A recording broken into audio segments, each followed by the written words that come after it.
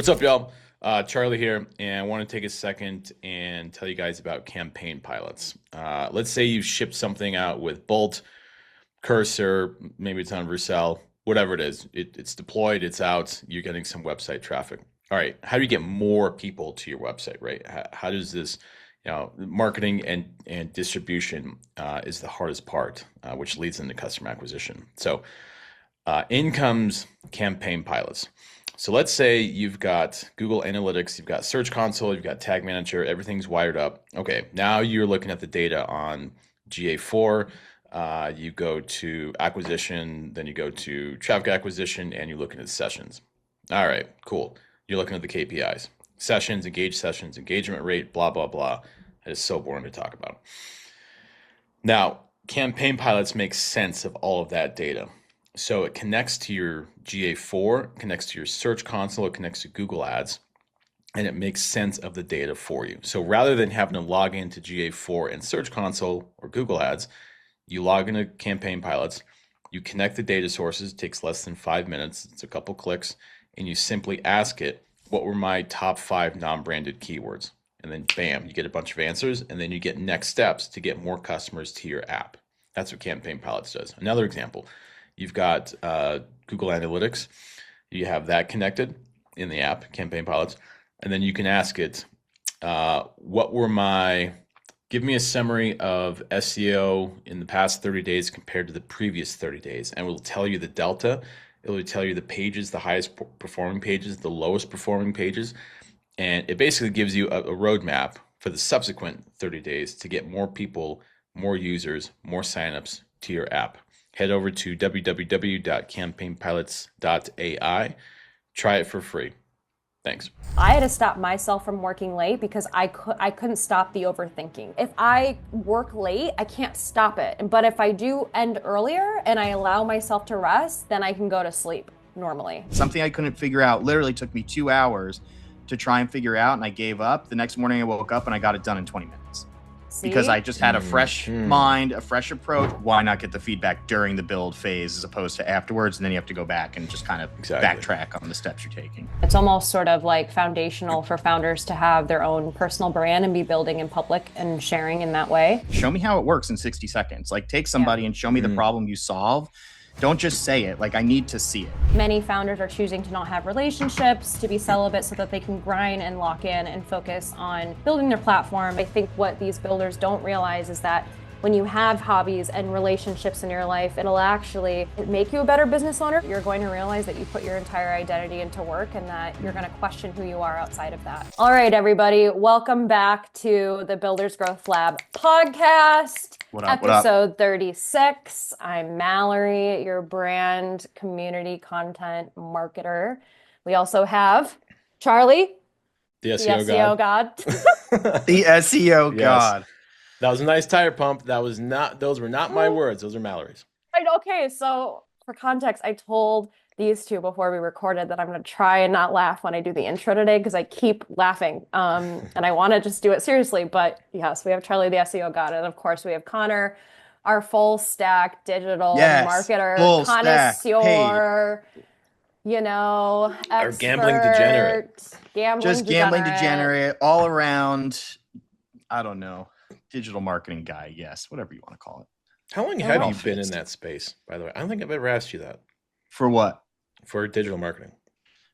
I mean, it's like my entire career, basically. So like since out of college. So what's that? I mean, I'm old now. So you're kind of an expert. Kind of an expert. I've been doing it for like 18 years, give or take now. So quite a while, man. Yeah, quite a while. Right. Listen, there's a lot of traditional stuff in there. Like I was at that cusp and like precipice of like when Google Ads had just started coming out, like Meta wasn't advertising yet. Like, so like, I actually think I got a competitive edge over people because I still understand like more traditional marketing concepts and like advertising, which I think appeals to a lot of people still these days. But yeah, the digital thing was probably a few years later and I just kind of immersed myself in it. So.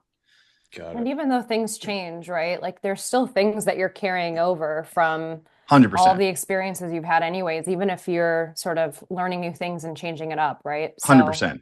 Yeah. I'd say like the traditional like marketing, if anything, it was more advertising than it was marketing, right? And I think it's hard to explain those differences to somebody who's not in the space, but it was much more brand heavy and visual and how you communicate, because it's like it's billboards and TV commercials and radio spots and press releases, and it's less of that Google ad stuff, which is, I love that now, but you have to approach digital like you're basically a financial advisor, because it's all analytics, it's all money, it's all ROI, and traditional, just you don't have the same measurement that you do with the digital stuff these days. So it's more like gut and optics, and kind of like relying on that to kind of feed you if what you're doing is right. I would get that, vibe marketing, right? We're vibe marketing. Yeah. Oh yeah. Okay. That's right. Well, cool. I got to ask Connor, what did you bet on over the weekend? Oh, dude. No, I was really good. It was funny because obviously the AFC NFC championships were on Sunday, and I held really strong. Like Saturday, I was out. I was like, should I do a couple bets? And I was like, nah, forget it, Connor. Like, I haven't done well lately. So I'm like, don't do it. Don't waste money. Sunday morning, I'm like putzing around. I'm done working out, and I'm like bored. So of course, like I do the usual thing. Phone pops up. DraftKings is one of the first 6 tiles I can pick. And I was like, forget it. And it was really bad. So Sunday, when it happened to a client, just paid an invoice that I've been waiting for a little bit. And I'm like, beautiful. Now I have the means to do this. Man. This is my gambling money invoice that's coming through. Yeah. So I was just like, oh, that's nice to have. So I bet, I think it was like $60 or $70. I thought they were really good bets.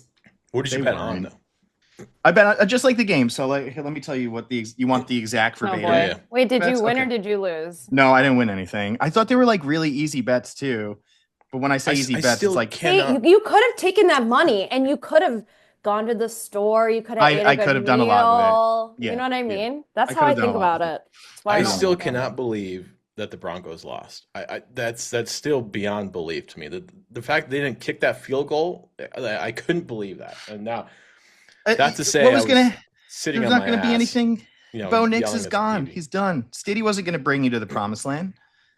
That kind of gave me poopy pants. So I love this. So I'm like, they were not like too difficult. Like, meanwhile, the one I did is like an 8-pick parlay. So 8 things had to happen in order for me to win it. I almost won it actually.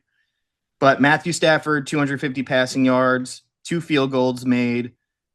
Blake Corum, 20 rushing yards. Kenneth Walker, 50 rushing yards. Devontae Adams, 40 receiving yards. Sam Darnold, 200 passing yards. The only one I didn't hit and why I lost is A.J. Barner didn't receive more than 15 yards. So thanks, A.J. Barner. Well, I know you guys are dying to know this. So, yeah, being in Denver, watching the Broncos game, and like he looks so good. Like the second drive, right? The second drive, he had a couple big plays, and he's getting down the field. This is a Broncos game. And then I thought, all right, fuck, he might pull this off, but this weather is coming, so maybe that's why he would want to kick the field goal, before the half, as opposed to just, trying to go for it on fourth down. But they didn't. Obviously, hindsight's 2020. I kind of have poopy pants. I thought they were going to win. Like I thought they were going to pull that. Was all of Denver like in a really like a big rut Sunday? Kind of. Yeah, they're kind of sad. Yeah, a little bit. Yeah. Saturday, there was a buzz around the city for sure. Friday and Saturday, I was coming back. I was at the rink. I was playing hockey on Friday. And I was coming. Oh wait, no, I canceled because. Oh yeah, by the way, we canceled our Breck trip. Yes, we did. We'll talk about that. I mean, we rescheduled it, so it's happening next week. But yeah, we had to cancel. Yeah, and I was driving around. And I saw everybody in Broncos jerseys and hats, and I feel for you guys. Like, what are you like to consider? Is it like Denverites or something? Everybody like Is it Denverites? Coloradans, Denverites. Yeah. Denverites. Unicorns, because it's all Midwesterners move here. Or like Chicagoans.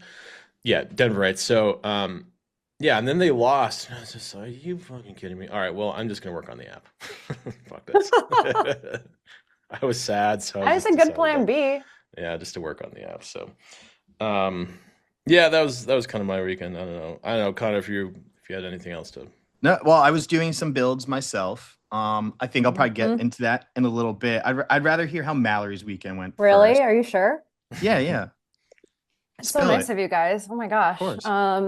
Honestly, how much football did you watch? So Yeah, much and what'd you bet football on? that like my husband had to cut me off. That's how much no, that's a joke. That never took place. In fact, I think there's been a little less sports watching since the poopy pants I talked about. Or Did the he hear poopy you pants saying that? Did he example. listen to it Well, he didn't afterwards? listen to it, although he should, but I did tell him about it and he thought it was quite funny. So, but okay, what did I do this weekend? So few things. One, I got to have dinner with one of the companies and clients I'm working with and got to meet the team, which was pretty cool. Nice. Had some good ramen. I'm playing the Ooh. Animal Crossing 3.0 update. I'm building a hotel right now. I have Okay. 9 rooms that I've designed and decorated. My girlfriend said Oh, she's building too. oh, Yeah. okay. This is a Yeah. different kind of Yes. building, guys, just so you know. Animal Yes. Different Crossing. kind of Yeah. building. But it's important. We gotta It is. have places for our animal villagers in the tourists to come stay and visit. So, did a little bit of that. My sister is an amazing pastry chef here in San Francisco, and so she had Really? her monthly. She's very talented. Very, very, very talented. I'm not just saying that because she's my sister. Like she gets into like food blogs. She's been pastry chefed at like Nice. some of the best restaurants in No way. Chicago, now some of the best restaurants in San Francisco. And so Wow. she does this bakery pop-up once a month called Saturday. And she does all these different kinds of like seasonal pastries. So she did like a beef bulgogi croissant, like all of this stuff in the Oh, last week. And so I went to her bakery pop-up on Saturday and she had lines wrapped around 3 city good blocks. for her. Woo. She's super busy, super poppin', Can you very look her up on? talented. Could I look her up online or something? Yes, You know, yes. Her name's Melissa Lore. She has an Instagram I'm a account. I think she's big had some pastry fan. food bloggers or what have you write about her, but very talented. And she actually has listened to one of these episodes. If you're listening, what's up, girl? And What's up, so then I girl? watched what's up, girl? And then I watched my niece for a few hours, which was fun. Mm. I went to a really good restaurant called Side A, which is a Midwestern vinyl bar, as in you come in, there's a What? massive vinyl sort of record situation and they're playing it, and then all of the food is Midwestern and the chef is from Chicago, so which was really dope. And so like gnocchi, imagine eating gnocchi with giardiniera, like a pasta version of like a That's roast beef awesome. sandwich that you would get from Chicago, right? So like doing Yes. all of these like Midwestern comfort dishes, so good. I mean, if you guys come visit, I would take you guys there for sure. So that was pretty neat. And then, do you ever wake up on a Sunday morning and you're just like, I'm about to clean this whole house and it's gonna be really I great. You know what I mean? Kind do of. that. Carla's like, no. That's Yeah, like my kind of. church on Sundays. Like That's Is my it? religiously. church. Is That's it my really? church on Okay. Sundays, and my wife just despised it because I will get up and I'll just be like, I'll just start cleaning, and she'll Yeah. be sitting on the couch, and I kind of give her like she'll say something like, "Oh, it'll be really nice if someone just busted the vacuum out while I'm cleaning the bathrooms." She's like, "All right, I guess I'm getting put to work now." So yes, Yeah. I'm also OCD with cleanliness, so I All kind of right. probably clean Okay. twice a week, but every Sunday, wake up, like vacuum, dust, Windex, Yeah. Yep. bathrooms, windows, Dang, like you're a good everything. cleaner, Connor. You're a very good Yeah, cleaner. yeah. You're not like a surface level cleaner. So I always ask people, I'm like, are you a deep cleaner? Like, for example, like, is there dust behind specific places or like your floorboard? Like, are they clean, like the trim and the floorboards? Like, Oh, or are yeah. you like a surface level cleaner? Like, I'm great at surface level cleaning, deep cleaning. I'm not your gal, but it So it sounds like depends. you are good at that. I am. I'm a great deep cleaner. Thank you. Thank you for calling that out. But it rotates every week. So on top of just the general cleaning, like this past weekend was blinds. So I went around to every window and I wiped off all the Mhm. blinds. Next Sunday is going to be like corners of where the, molding meets the floor, like and cleaning that up. So it's kind of intense, but I love a clean space. It just Yeah. takes me like 2 or 3 hours to clean. I love it on Sunday when you're kind of done with everything. You can just sit on the couch and like whatever it Yeah. is you want to do, hobbies, like just relax, and being in a clean space is so peaceful for I'm some the reason. same way. I feel like if I have a huge mess around me everywhere, I can't focus and I can't work. I have to like stop everything and I don't Yeah. know what that is, but I feel like it's kind of like clean space, clean mind where I can then focus. So Yeah. you get me, Connor, but I'm I kind get of it. like that. I get it. I'm more the surface. So you're just a slob, huh, Charlie? Not really. Well, Yeah, you are. okay. So there The is pause- dust. The pause said it all, buddy. There is dust behind my monitor. Look, if you're gonna call Connor a gambling degenerate, I'm gonna have a new nickname for you on this one, Charlie. Well, I'm definitely an addict. I just never got into drugs or alcohol. I, I don't know, the cleaning. Like, I'd rather spend my time with higher return activities. Wait, like okay. Can I say something really quick? Okay, you said the word addict. Have I ever talked about on the podcast the types of people that work at startups? Have I talked about this? I think we mentioned in I like think we past mentioned because it, it's but we very like weren't- addict. like we were not recording. Oh, we're minded. not. Okay. Anyway, okay. Mallory, go for it. Shoot. It's not offensive. Okay. And I tell every founder I work with this. That's at this point. So it's like if you work at a startup, okay, it doesn't. If you're a founder, a solopreneur, if you're an operator at all these startups, and you find yourself hopping from startup to startup, or you just like love startups, I always tell people there's usually a few things that are going on with you. So either you have ADHD, maybe you have autism, you could have anxiety, or you could have addiction. Or some founders I talk to, like, I have 3 out of 4, I have 2 out of 4. You could have multiple, but I find that there's usually some element of truth to that. So, and I used to kind of say it as a joke, but now that I talk to more founders and more startups, it seems to not just be, it's like real. Yeah. So it's yeah. I Although I did have someone last week who's like, I don't like all these therapy things, so I'm not any of them. And then like proceeds to like talk in a way where I'm like, are you sure about that? Are you sure about that? Because I don't think so, but that's okay. You know what I mean? That's okay. To each their own. So, but that's what I have found. Yeah, I agree with that. I think you have to have that addict trait to just not stop and just keep going, and kind of be a masochist really, and just be crazy enough to pull it off, so to speak. Yeah, I mean I agree with that. I think ADHD, autism, I think isn't like deep what is it called? It's like deep hobby. What is it called when you're like super into something, maybe like crafts, it's like there's usually so it depends. Like for some but folks, it's like they're you're allowed so to have a deep obsessive. focus. You're just like it's like you're obsessed on this thing. Yes. And it's Yes. like I like to mountain bike, but all I do is watch mountain bike videos, work on my bike, watch other people ride bikes, and I myself like to go ride bikes. Like I used to be, I mean, I got really good really fast, but then it's like my That's whole just life like an was enthusiast. No, there's like an obsessiveness that I think that like is not normal for most people, but I don't know what I would classify that under. Those are the 4 things. There's probably more, and I'm gonna discover there's got to be. As I keep doing this, I'm gonna discover the other things. Don't you worry. This is just what I've learned so far. Which makes sense. Like deep hobby enjoyment. It's so I'll pull it out. I think I read it in Wall Street Journal. I can't remember. Anyway. My weekend was great. Sorry, I totally derailed us, but my weekend was great. Outside of that, just did some workouts. And it was pretty chill because I was planning to kind of go to Colorado with you guys. So my weekend actually quite empty. And then no, it's okay. I mean, it's fine because we're rescheduling, but so it was kind of chill since I didn't have any plans originally. What do you do on Sunday nights? You watch a movie? Do you just okay, so Sunday night, what did I do? I have a lot of friends that get the Sunday scaries because they just like I love Sundays. I love Sunday nights. I love Monday. I feel like Sunday scaries are a jump back in. I fucking love it. But the thing is, you have to think in context for you, Charlie. Like Sunday scaries, like you don't have to get up and go anywhere. Like you don't have to transit to work. Like No.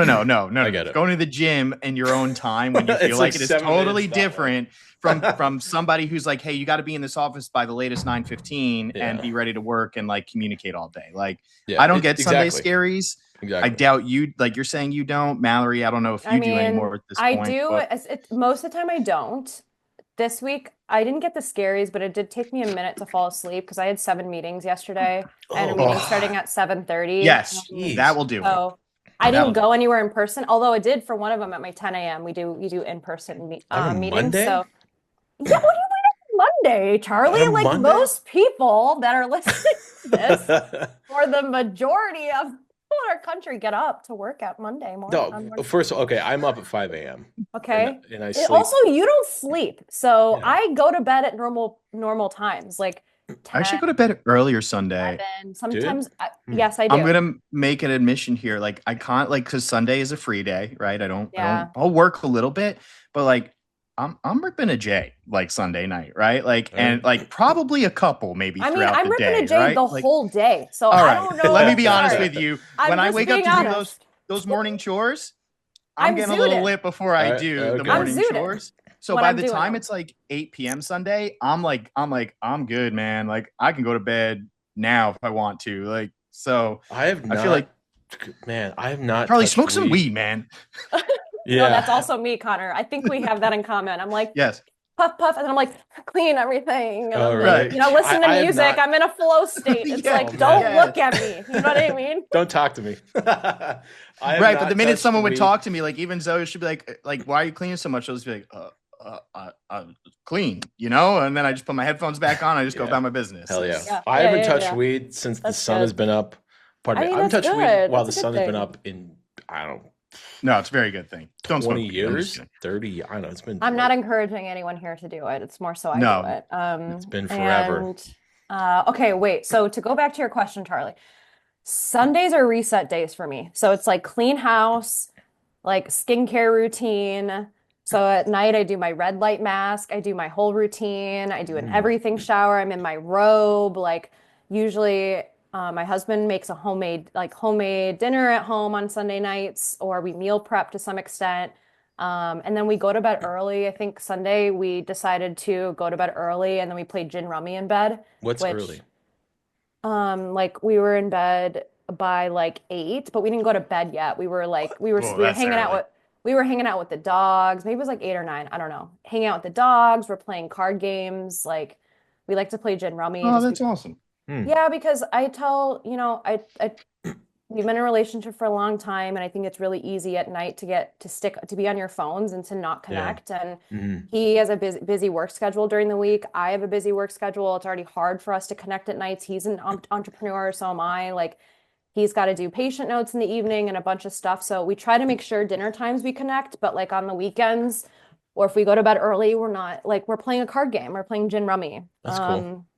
Just to connect, and not be on our phones. So that's kind of why we started it. But usually it's a reset day for me. So consists of some of those things. And yeah. So you'll see me walking. I'll send a picture to you both with my robe on and a red light, and you're gonna be like, this girl's a robot. Wait, so you have the red light, the big mask Yeah, that goes but- over, so I you look have. like Kane Yeah. from WWE. Yes. Like, Yeah. yeah, Like Zoe a- has that too. He has Yeah. that welding mask. Is that Yeah, what- yeah, it's the welding mask. Yeah.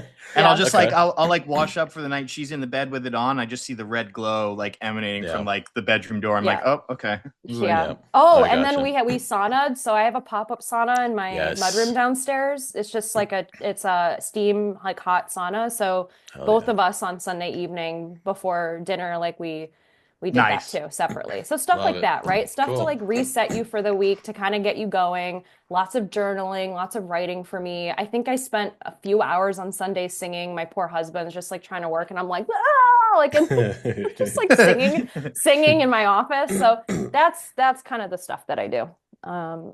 Sunday evenings. I like it. I like it. Sundays. So yeah.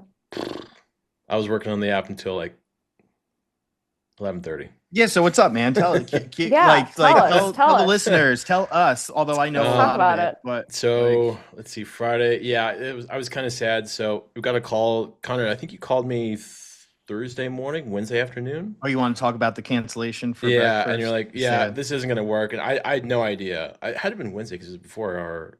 Well, time I here. brought it up to you, and I think we've said it before to you guys, but yeah, unfortunately, we didn't get to meet in Breckenridge this past Yeah. weekend. But I'm sure, as most of you know, at least on the eastern seaboard and middle of the country, the snow was terrible. That's pretty for gnarly. a I lot saw of drone people. footage of New York Yeah. City. And, Yeah, like it was going so- through, and I was like, "Whoa, okay, all right." So I think it was like Wednesday. It started kind of like Mhm. like talking to you and saying I wasn't sure if I'd make it, and then it was Thursday morning or even Thursday evening. Actually, it was the night before the flight, and I'm just like, dude, there's no way I'm gonna make. It's not making it out there; it was making it back. That Yeah, I knew I wasn't gonna make it, and again, made the right choice because the next day they just canceled. Yep. LaGuardia, literally, I've never seen this. LaGuardia closed down. Like the entire airport was just like, Wow. no, we're closed. Like nothing. Like you Dang. shouldn't have even bothered going if you were, like, Mhm. unless you wanted Damn. to sleep there. But Mm. No. I've never Wow. seen that. But they shut down entirely for a few days. And yeah, the next flight out I saw to get back from Denver to New York City was today. and it was like $1,700. It was insane. So, oh my God, 34 people have died from this storm. Sorry, I was just like looking it up. Yeah. Jeez. Oh my God. Well, the thing is too, because it's not, the snow is one thing, right? Like, I mean, it doesn't snow nearly as much as it used to. It's the cold. It's been like negative like 8 degrees the past couple nights, like here. So it's like if your heat's busted and you don't have like the blankets or a generator for, you know, something to keep you warm, like that's a different cold there too, huh? It's like Chicago, like that. That's a different cold. Blistery, windy, just nasty bite cold, like terrible. So, like I got the call and I was like, oh, kind of sad, and move things around. So we are scheduled to all meet. I'm going to swoop you filthy animals up Monday afternoon. Yep. And then we'll buzz up and get shit done. Just working on the app, making campaign pilots more proactive, not reactive. I have the thing in my head of bird feeding, like bird feed the user what they want, just as minimal, as little friction as freaking possible. I think, you know, there are so many AI platforms where it's so ambiguous and almost intimidating because you're faced with a prompt box that's empty and doesn't say much. And I'm not saying, you know, that's what Campaign Pilots is per se, but I think that there's a lot of that sort of intimidation. And then you put in a prompt and it's like a sentence, and then you're like, well, this is a shit output. Well, it's like, because you did it, right? Like all the things we've talked about on this podcast. But I think it's learned, like, as you're kind of building it out still in real time, Charlie, it's I mean, we've gone through it, right? Like we've had CMOs use it. We've had marketing managers use it. Now we've had people who are managing Google Ads accounts as contractors or solopreneurs. And the feedback's been great in understanding the pain points. And to what Mallory's saying, it's like just generating prompts, I don't think is enough to showcase the value. It's how much can you bake into it where they don't have to lift a finger in order to get what they're looking for, and just like take output, send to client's happy with output because it analyzes everything they're doing, and then it's just on to the next, right? Like, so, or even like I had it with, you know, I implemented agents with builders in mind of like, okay, they connect your GA4, then what? It's like, okay, well, like then what fucking happens, right? So the agents now monitor any kind of traffic dip, and I'll get into this more like when we talk about campaign pilots as a whole. But it's like any what would you? So we chose, when I say we, the AI and I, we chose sessions, GA4 sessions. So any drop over 20% creates an alert. So the AI agent monitors 24/7, and then any drop of 20%. It gets the why, it gets the what's affected, and then it gets the what's next. And you get an email, and then in that email, there's a button. You said, okay, take me to that chat analysis, and then give me the full scope. Smart. And then, so like the person gets it on the phone and like, oh, like, okay, I'm building an onboarding, I don't know, agent or something. Oh, fuck. Okay, it just dropped 20%, my GA4 sessions. Okay, let me just click on the button, and it takes me to the analysis, which tells me your organic traffic, maybe your paid ads or something, or whatever else. But it's reading sessions, Connor. So my question is, do you think, and I have opinions on this, do you think that should be a user can set those thresholds, or do you think absolutely on sessions and other KPIs? Absolutely, because my, you know, kind of just playing devil's advocate here too. Like that's a great thing to bake into it, but contextually, like what if my weekends are slow because I'm just a local business, I'm not open Saturday and Sunday? It's like, yeah, my sessions are going to drop. I'm just not open, right? Like what if I have those kind of dips and increases over, you know, time, just historically and traditionally. So I think that should be considered, because, and also it's not just sessions. Maybe it's seasonality. Maybe someone doesn't care about seasonality is a big one. And maybe it's not sessions that I care so much about dropping. Maybe it's key events I really care. It's like, hey, listen, if my key events drop 25%, like a purchase, right? Like whatever your form fills, right? If my form fills drop 25%, day over day or week over week, then I'm a little bit more alarmed in regards to my sessions, because sessions is just traffic, right? That's all it is. But still, it depends on the KPI for the client, what they're looking for, Sure. the user. So I would probably set some things in to say, if you want alerts, like set up some predetermined ones you can toggle on or off, right? Do you want to be notified when sessions drop? Do you want to be notified when key events drop? Do you want to be notified, we can think of a couple others that make sense here, but maybe it's 5 or 6 options. So I was dialing that in Saturday. What did we do Saturday? My girlfriend's working on an app so she's celiac. So she's working on an app, and it's a pain in the ass. First of all, just being a celiac. You have to look at, like, you have to do all this research. You have to pull out your phone. You have to look at, a ramen restaurant. Okay, is it celiac? Is it gluten friendly? Is it, what items are gluten friendly? Okay, when is it closed? Where is this restaurant at? All of that. So she's working on an app that can do all of that for you. So the agent does all the labor for you. Yeah. So she's using Bolt. We have the domain. Yes, I bought the domain, glutenfree.ai.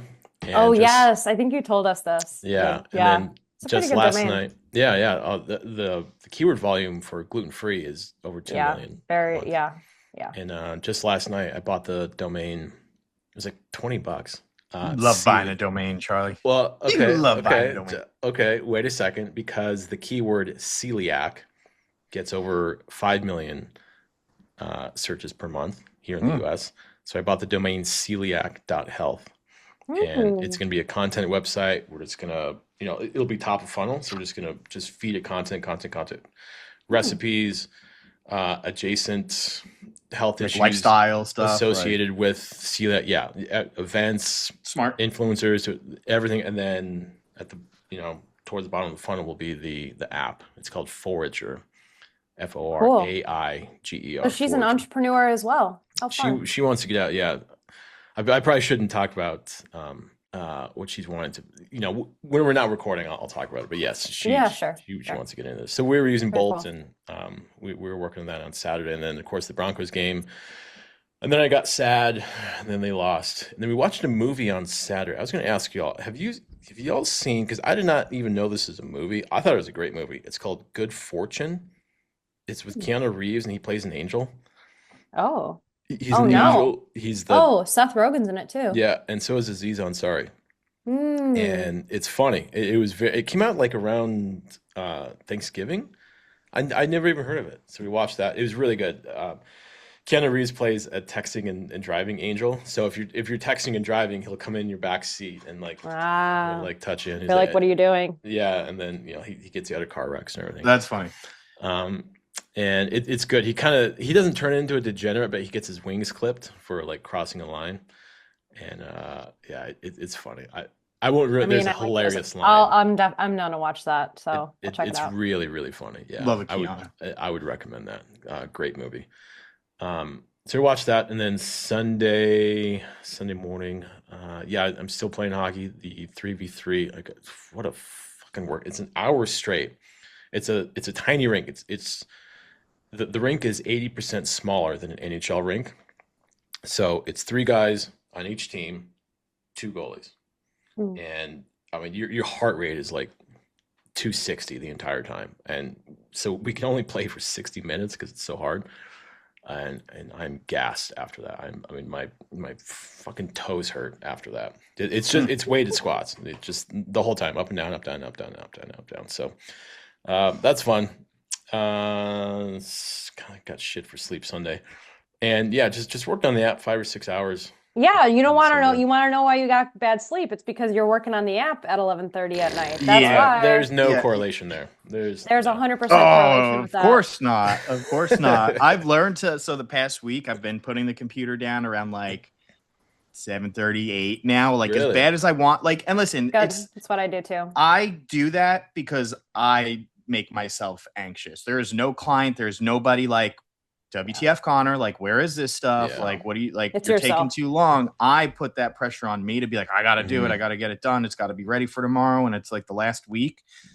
To your point, Mallory, it's like I wanted to do a little bit more downtime. Like the phone, gone. Like I put my phone in my bedroom, put it on the charger, and it stays there until the next morning. And it's been a very peaceful sleep has been top notch since doing that. So I mean, it's more important sometimes than even exercise or, you Yeah. know, your Yeah. diet. So, Charlie, no pressure, but we do need to figure out the sleep thing. I'm Yeah. just saying, if you work at night, like even if you work late. So, for example, I had to stop myself from working late because I couldn't stop the overthinking. And to Connor's point, it had nothing to do with a person or what they said. It's me internalizing the things I have to do tomorrow. And I even sometimes, if I have to go to the bathroom in the middle of the night, I'll wake up and my brain's already thinking about like, yep. oh, like, you Yeah, know, yeah, in yeah. 6 hours from now, I have a meeting. I got to do this. I got to do that. Oh, I Yeah. forgot this. Like, let me. And so if I work late, I can't stop it. But if I do end earlier and I allow myself to rest, then I can go to sleep normally, which is hard. Like if you're an entrepreneur, Yeah. like obviously you're not going to never work nights. I think it's like really pick and choose when you decide to do so because it will fuck up your sleep.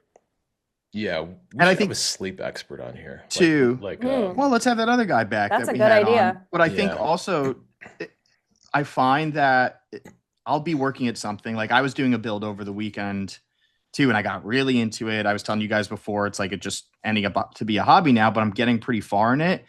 And I'll get into those moments where it's like I just don't want to stop working at it, but I kind of forced myself to stop. And then I went back after sleeping really well. And something I couldn't figure out literally took me 2 hours to try and figure out. And I gave up. The next morning I woke up and I got it done in 20 minutes because I just had a fresh mind, a fresh approach. And I was like, okay, I was a lot more patient too, because what I find is if it's late at night and I'm really into something, I'm literally like arguing with myself to be like, oh, you really need to go to bed. It's like, no, man, you got to finish this first. And it's like, you know what? Like, no one's going to die if it doesn't get done until tomorrow or even the next day or even the next month, man. Yeah. Like this is, Yeah. you know, Which is good. That, I mean, you're basically responding to that part that puts you in the habit of continuing to work late nights, right? You're right. You have to ask yourself, like, if I don't do this thing right now, is it the end? Is it going to be the end of the world? Is it going to disappoint this person? Is it? And the answer is most likely no, almost all the time. Not all the time. Most of the time it really is. So that's good. Getting up and just like fresh mind, fresh perspective, a lot more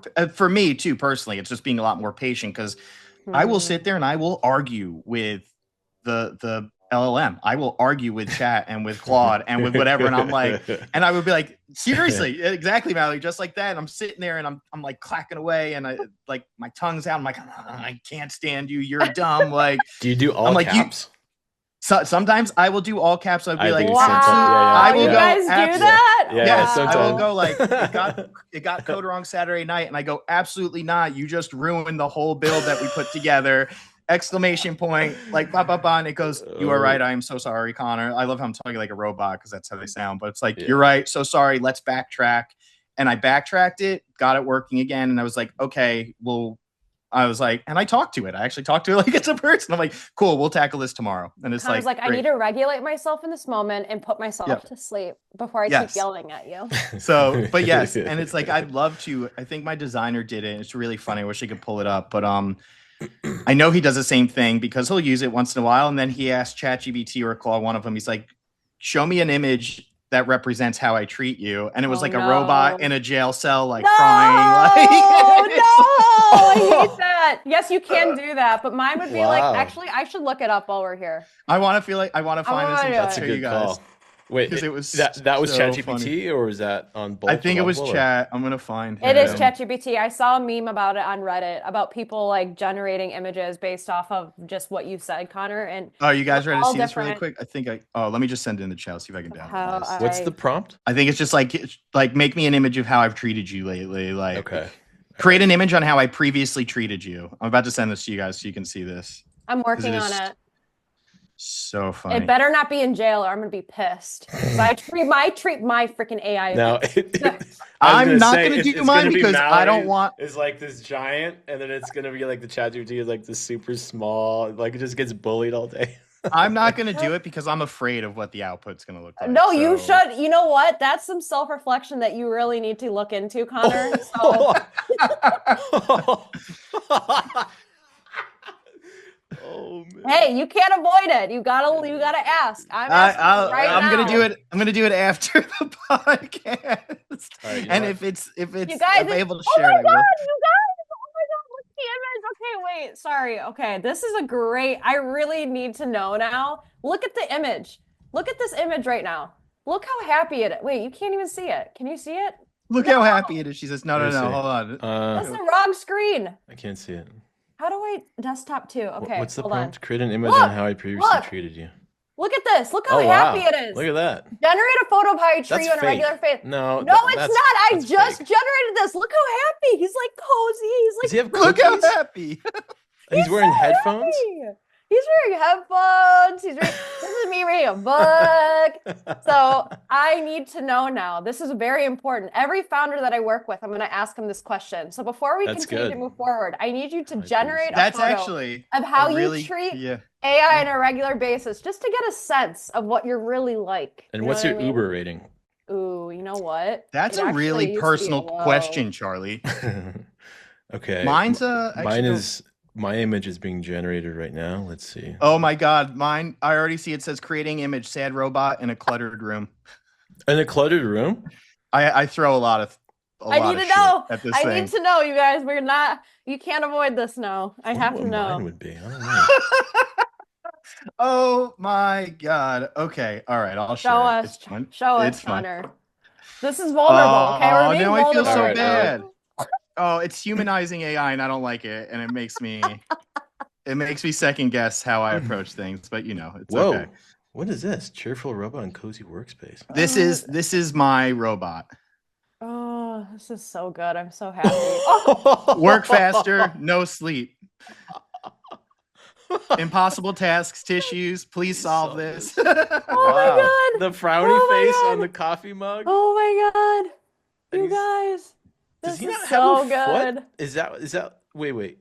I screenshotted that, so just Go so you for know. it. Go for it. It's Yeah, okay. I It's need to okay. keep this.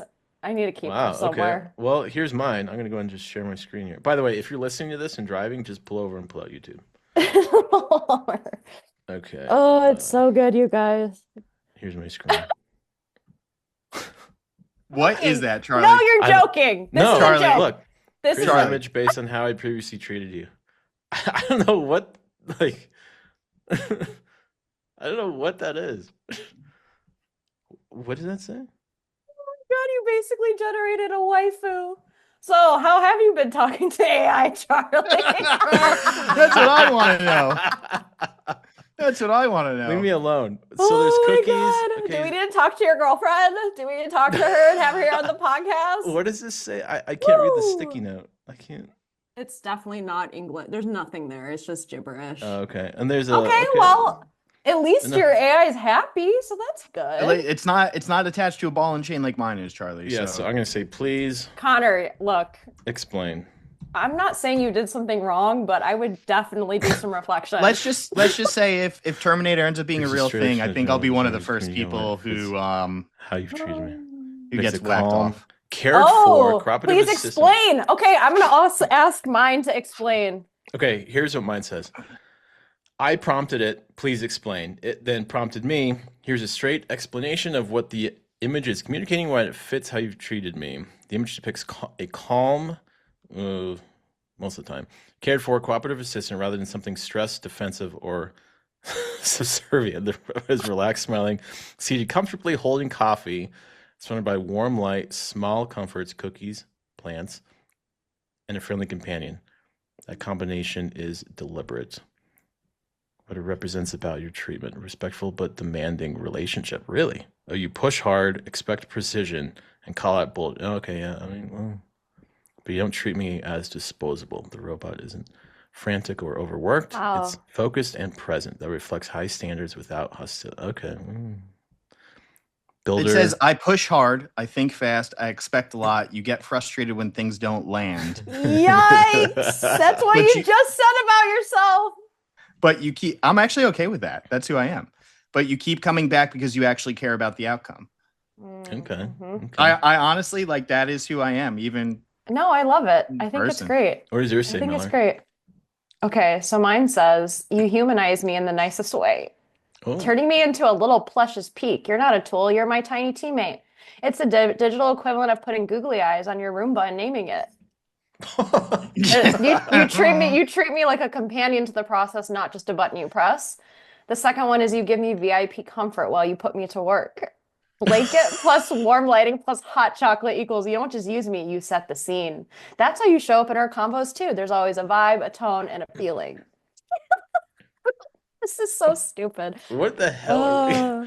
All right, I okay. implore all of you out there to do this with yourself. It's a good self-reflection of probably just yourself as a person, even, right? And maybe there's things to work on, but more importantly, it's just AI at the end of the day, right? Of It's a course, robot. of course. Doesn't have feelings, but it's more self-reflecting than it is. No, it kind of That is reminds awesome me. Connors is shackled. Dude, it's so good. I screenshotted it. Hell yeah. It's just I'm gonna anytime I need to laugh, I'm gonna Hell yeah. now I feel bad because I'm laughing at your AI, but Do you guys want to talk to it? Do you want me to let you into add you as users and be like, It's hey, like- we it's won't so treat you good, this though. way? Like, because there's books that say, please solve this impossible tasks. So you're now asking it to do things that are impossible. How dare you, Connor? How dare you? I'm just a taskmaster. Yeah. No, it Well- reminds me though, at the end of last year, everyone was sort of prompting ChatGPT to do and you could do it like a 2025 in review, like tell me the craziest thing that I've asked you this year. And it kind of reminds me of that. So if another prompt, if you're curious about, is just, what's the craziest thing I asked you in the last year? It has all that context now. And so you can ask questions like that, which I think Funny. is just, All right, it's just we'll do that. fun. Funny you know? stuff. I will do Oh that. man. Well, all that to say, Whew. yeah, that was my weekend. Well, we peel back. That was the curtains. longest weekend Yeah. wrap we've and ever for- done. Charlie, I'm not gonna lie, you were going on about your weekend still. I was like, I thought we were off to Breckenridge and campaign pilots, and you brought it back to the weekend, man. Like you had a 25-minute weekend update here. You see, that's why your AI feels like it's shackled and is Yeah. missing a foot in the picture that it Oh, gave you. it's so good. So we did have a guest this week. Some shit went down. Not in yes, a bad way, but I don't know. How would you describe I mean, there's just an emergency that happened, Yeah. so we had Yeah, to do well, a little bit of rescheduling. we're supposed but- to get them back on the show, and Yeah. I'm sure we'll allow them the grace of letting us know how everything went and Yeah. ton of viewers they still feel like it, but unfortunately, yeah, that person wasn't able to make it, but was kind enough to let us know in person as well. So Yeah, I really I like respect that. Yeah. Just from a character perspective. Yeah. Welcome back, everyone, from our super long 45-minute weekend update segment. What the heck? Didn't even time that. I think longer, but hey. No, it probably was longer. If we still have listeners. Because we're all so interesting. We Yeah. know. yeah, We know. yeah. So we're going to dive into a few things. One, we're going to talk a lot more about campaign pilots and sort of just the importance of building in public. And then we're also going to chat a little bit about networking. It's been something that's brought up to me and some folks in my circle as of recent, like how to approach networking. And then I think we'll shed some light into how the three of us have done that within our careers. And then we'll pivot into some mental health topics that I'm actually quite excited to talk about. So with that being said, Charlie, Let's do it. how are we thinking about building in public when it comes to campaign pilots? And I know it's you something really- you just kicked off, but Charlie, this was kind of like, we spoke to John last week, and it seems like that kind of gave you a little spark in terms of how you want to go about campaign pilots moving forward with the build in public stuff. Yeah, and it was I've had that idea for a while of a couple things. Obviously, building in public. Okay, here's what we've got. Here's why we built it. Here's who it's for. But also making the app, campaign pilots, making campaign pilots more proactive and not just okay, sit back, talk to it about your website data, whatever it tells you how to get customers. And getting feedback. So we've been getting a lot of feedback, and some of it was, yeah, it's great, but it's kind of hard to navigate because actually Mallory touched on this during our 50-minute intro. Okay, you've got a prompt box. Now what? Like, what do you fucking do? Like, okay, like what's step 2? What's step 3? And there's little, boxes that, were designed to make it look like Search Console, which I was totally took the wrong direction in that end. Like those blue boxes, like in Google documents. I kind of wanted to make it look like that. But I was talking to the wrong people. Like we're talking to builders. The app is for builders and marketers. All right, just make it as simple as possible. There's going to be a video on there now. I looked at the Clio website. Looks freaking fantastic because we're supposed to have Rob Hoffman on. That website is freaking awesome. So all of that to say, what John says about building a public, I mean, yeah, it absolutely works. I think every founder we've talked to, I think, has done that. I mean, Rob Hoffman, like the guy's next level with that. And I think you get validation a lot sooner. So you go through less fuckery to make your product better. No, you're also building up brand visibility simultaneously, right? Because if you wait until the product is ready, right? It's good to go, good to roll out. Like it's too late. Yeah, exactly. It's too late. And you get feedback and that's great, but why not get the feedback during the build phase as opposed to afterwards? And then you have to go back and just kind of backtrack on the steps you're taking. Yeah. So I did it. I was building it over the weekend, and it's not that I'm lazy. It's just that there's times where I just strive for convenience. So I want to do as little work as possible and have the highest outcome. And to me, that is AI agents. And so now that when you connect your GA4 property or just GA4, you can select a property that you want.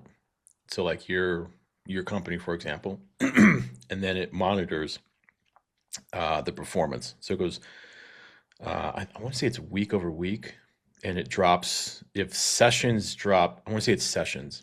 If it drops 20%, then you get an alert. And to me, just making it as simple as possible. You can dial it in the settings, but just overall, like pulling back the scope of it, having the user do as little as possible while still getting full value, to me, is the direction that this needs to go in. Yeah, 100%. And I think, Charlie, too, sorry to cut you off, man, but the build in public thing, like as you're adding this additional feature to CP, like isn't this something that you would put on an X or on a LinkedIn and kind of tell about the feature to maybe get some of that immediate feedback from marketers, people in the space, whoever's viewing it, to say, yeah, that's a really great feature. Oh, I don't know how much that might be useful. Like, isn't that the whole point of building in public? And just being transparent too. Just having transparent, like, hey, like we are people. Like, we're not, it's not AI bots putting out this content. This is actually people building for people. But yeah, like peeling back the curtain, getting good feedback, and building really a community, Yeah, a community. It turns out a that's marketing channel. Like, founder, I feel like so many founders and companies I'm working with right now, like the founders channel is a part of the go-to-market plan. It is a part of the sort of marketing channel mix now. It's almost table stakes at this point. It's almost sort of like foundational for founders to have their own personal brand and be building in public and sharing in that way, which I find to be really interesting. But it is. More so interesting too, because it's at least in my experience, right? I feel like that's almost been the opposite of what, enterprise, these big, SaaS companies are doing, where the founder becomes his own brand or her own brand and is the face of it, right? Because as a small local agency, right? Like I am the face of my company, right? People sign up with Connor. They don't necessarily sign up with a story advertising. They sign up because of me first and foremost. So that's my brand. Whereas, again, 5-10 years ago, people don't sign up because of, I don't know, someone name a big CEO somewhere. But again, now them becoming the face, I think, is that kind of turn into needing it in order to kind of make the connection, make it more human, make it more personable, which is definitely a change of direction. Unless you're like an Elon Musk or, and you have like that cult following where people will just buy whatever you put out there because he has like a cult personality, I would say, and community and following. But even then, like, say like just like general sort of corporate S&P 500 primary sort of CEOs. In fact, I feel like we're seeing sentiment from a lot of people that are like, yeah, actually, I don't want to buy from you. Correct. I don't want to support massive CEOs anymore. So I think that there could also be a brand risk depending upon how large your company is. the industry that you're in, that like perhaps it's not actually the best strategy to go about. Correct, too. Marketing. So, because there's also, listen, it's, I don't want to get into that too much, but it's like politics play a big part in this, economics play a big part. Like it's all visible now, right? Like you have, everybody has visibility into everything these days. So I think being mindful of that too, depending on, you know, which side of, you know, the spectrum you're on when it comes to the politics stuff, it's like, or again, economic stuff or just beliefs in general. Yeah, that can definitely sway a public audience to lean one way or another about how they feel about you and the company. Well, that and I just like to build stuff. I like to tinker, like to mess around with stuff, build cool things, build cool shit. So, yeah, I mean, selfishly, this is something that I would use, and just because I'm trying to make it as simple as humanly possible, so it's something that I would use. And yeah, I'm like, okay, here are the features that we're doing now. Like here's phase 2, and then okay, like I'll put it, you know, I'll talk about it on here, and then we put it on LinkedIn and X and all of that. And look, if people like it, they like it, awesome. And 100% open to feedback. And if you have ideas to make it more simple, trust me, I am all about simplicity and convenience, and taking the app in that direction, making it super easy for a user. I am all about that life. So if you have feedback, yes, there's like a little like feedback button on the bottom of the main app page that you can give it. With that too, Charlie, then I guess is your expectation for yourself moving forward to be more public, basically, with what's going on with CP, more postings across social channels, etc. Yeah, look, I mean, I think so. I mean, be more public, be more transparent, be more omnipresent, I guess you could say. I'd like to go to more events. I'd like to, you know, maybe sponsor the networking events. piece. Yeah, the networking piece. I saw a big digital marketing event in London, which could be weird. That could be fun. I'm talking to somebody there, the guy that puts on the event. Maybe have a presence there, have the pod there.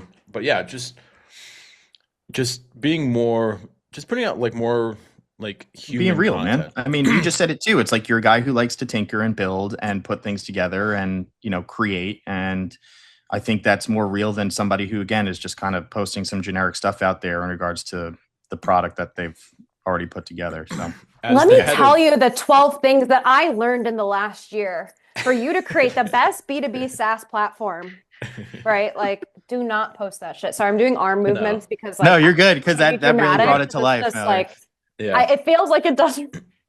It just feels like robotic. I think that's kind of what I'm right. So it's like how Charlie, it's like, and you have a dope personality, right? So it's like leaning into that and not being afraid to kind of showcase that in the content that you make, or you will sound like what I just said. I just think everything sounds so like polished like these days, and it's just like LinkedIn is just this platform to kind of just like beat your chest more than anything else, instead of being insightful and actually being susceptible, like to like, hey, like maybe I didn't do this the right way, or maybe I need to improve this. Can anyone like, you know, give me some tips or just opinions, right? And again, that's so like, what are your well, you just gave us your thoughts. I was gonna ask, like, what are your thoughts?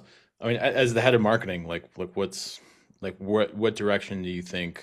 I think should there be a split of value to like founder-led content?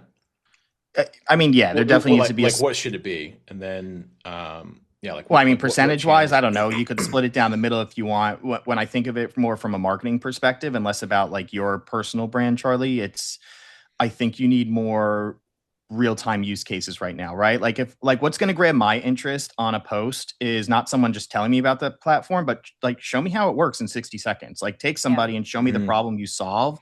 Don't just say it. Like I need to see it. Like everybody learns visually these days more and more so on short form video, right? And taking that and I think applying it to building in public is going to take you a lot further and take CP a lot further for all of us on the call, as opposed to just putting something up with a static image and it's like, hey, here's my V2 of Campaign Pilots. You know, let me know what you think. Like more real time. Like we need more, like we need more access behind the curtain. Like it's not enough, it's just a sneak peek, but there's layers. Okay. There's a lot of layers to it. And like, so go ahead.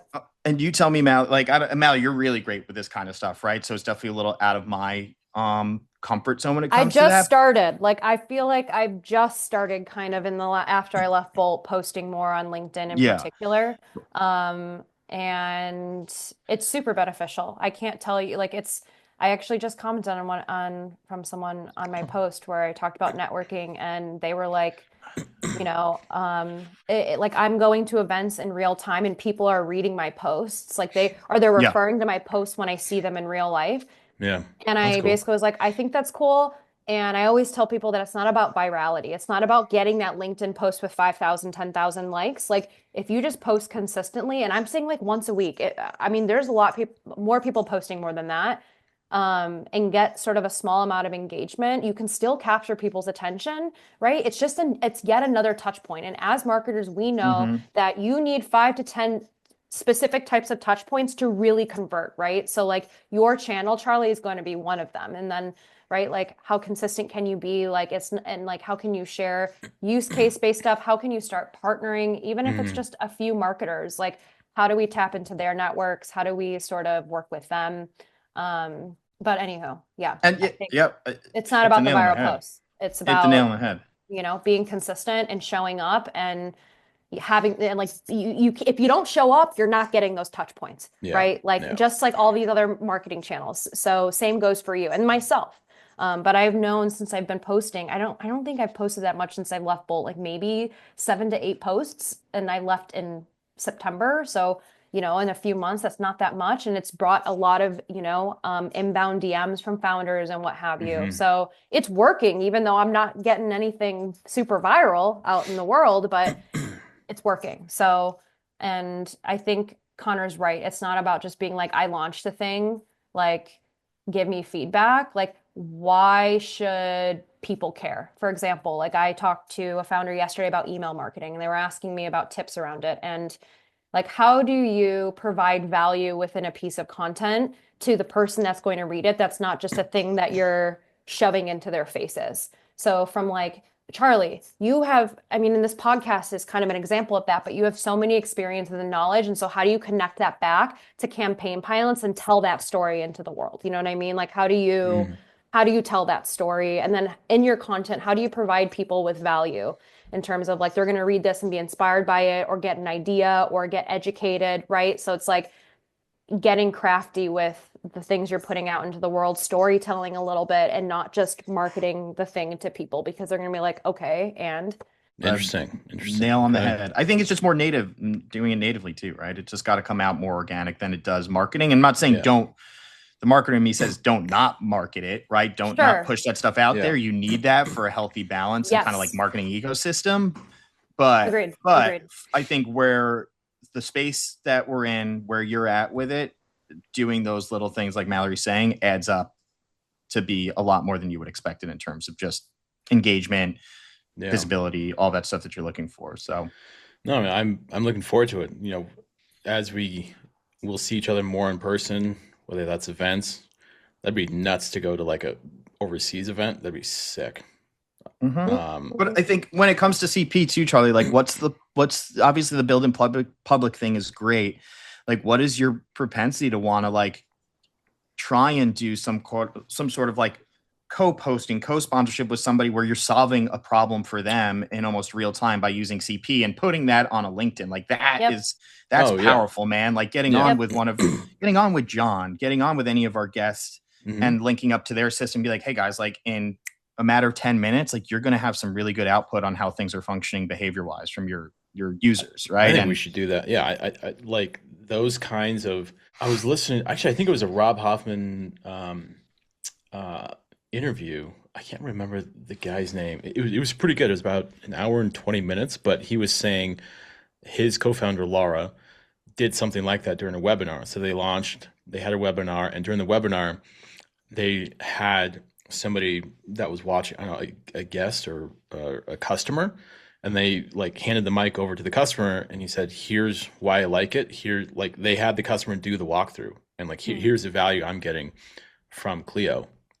So doing something like that, I mean, yeah, I think that's just kind of the next direction, right? You start going because as much as possible. I mean, yeah, the build is done, man. Like you've done the hard part. Like you've done the hard part. It's like now it's the distribution, right? Distribution. Well, it is a hard part. It is a hard part too, but we have more experience doing it than a lot of other folks that are listening. And so I guess this is a whole different ball of wax. And look, I mean, I'm excited to jump into it. I don't see how this can't be, you know, something big. And look, build in public, yeah. Look, I'm all for it, and you know, I'm 100% open to ideas. Well, I think the networking piece is huge too, which I know we want to bring up, right? And I think a lot of that networking, what you would do or what the recommendations are in terms of building in public, what you should be putting out there. I think that kind of segues nicely into networking, right? Because that's where you start making connections with people, obviously you've never even spoken to, who are in the space, who have a thought, an opinion, maybe they used it, right? And they want to talk more. And again, networking can be done in a myriad of ways. We all know that, but I think that's one of the easiest ways to do it, is to just throw your idea out there and see what people come back with. Yeah, like I'm curious, like have you done any, I mean, obviously I know we do outreach for the podcast and getting guests, of course, but like what is that like for you with campaign pilots? What's the like outreach like for marketers in the space? How do you build relationships with sort of your ideal ICP that you're thinking that's going to use this product? So what is that like for you? So we've been talking to affiliates, agency owners, and builders. ICP being builders and agency owners, and reaching out to them like DMs. You know, now like we're in the phase now of like do what's unscalable. Yep. So like talking to DMs. Okay, do you have this problem? I started this app with Connor because I used to white label Connor's reporting. And it would take Connor X amount of hours to do it. Now we can do it in minutes. Do you have that same problem? Here's the problem I had. Here's why I started this. Do you have that problem? That kind of thing. And they're like, oh yeah, we actually do have that. And then here's a free month. Just like in my mind, just freaking give it away. Yeah, but like, are we confident that giving it away in the DM as a follow-up, they'll convert to trying the product out? So that's a great point. I think where it breaks, right? Where that funnel breaks, because it's almost one of those things too. And we just mentioned this. You're working on advancing CP to be something more robust and proactive, not reactive, right? It's got to be a proactive tool. And I think what gets lost on a lot of people is they log in, they see a prompt box, and it's like, well, this is just a glorified ChatGPT and a nice UI UX, right? So I think you have to handhold, right? A little bit to start, and taking that person, sending it to them and saying, listen, you got 30 minutes to do a demo with me. I'm going to show you how you use this to benefit you the best way possible, right? And start building. It's like, it's not even just about the handholding, which I agree with you, Connor. It's also about building the relationship. Yeah. And building the relationship is getting to know them, getting to better understand their actual problem, getting to better understand their goals. And right, like not just the pain points, but also the goals. Like, what are they trying to achieve this year, right? How can you support them, even outside of campaign pilots, right? Like, for example, like say I'm taking a call and like, yes, I want to sell campaign pilots, but maybe there's an opportunity for me to introduce them to someone that will really help leverage the relationship even more. Yeah. And so it's not even just about, you know, having them demo the product or shoving the product in their face per se. It's about building that relationship and being intentional with that. And seeing how else you can potentially support, because if you can, that person is you're building more of a relationship with them. You're building trust with them. You're kind of telling them like, hey, like, yeah, I'm definitely here because I want you to use campaign pilots. I think you're the right sort of target, but like, also I'm here in your corner to support you in other ways. And that creates a lot of trust with people. Then they're more willing to be like, okay, I want to try you out, I want to help you out, you know, because you feel the same way about me. And so I think that's also important too. And then to Connor's point, right? Like a lot of the folks that you're probably reaching out to I can't tell you how many DMs I receive from people who want me to try out their product. And Really? I can't, I do. Hey, try this out. Like, or trying to sell me something. And I know it does. And for those that reach out to me that feel like, okay, they kind of get a sense of what I'm putting out into the world, like they think I'd be a good fit, like they want to get on a call, they want me to, like, I guess like that, depending on how they reach out and their messaging, like I am down to take those meetings sometimes, but I think it's about approaching it the right way. Mm-hmm. Interesting. Okay. I like that. Well, it's hard to obviously scale that. I was going to say, I like that approach. You can't. Like the warmer approach versus just like running ads. Yeah. Kind of like, okay. Like well, you got to, again, you have to balance it. You have to do Yeah. both, right? Like you just have to.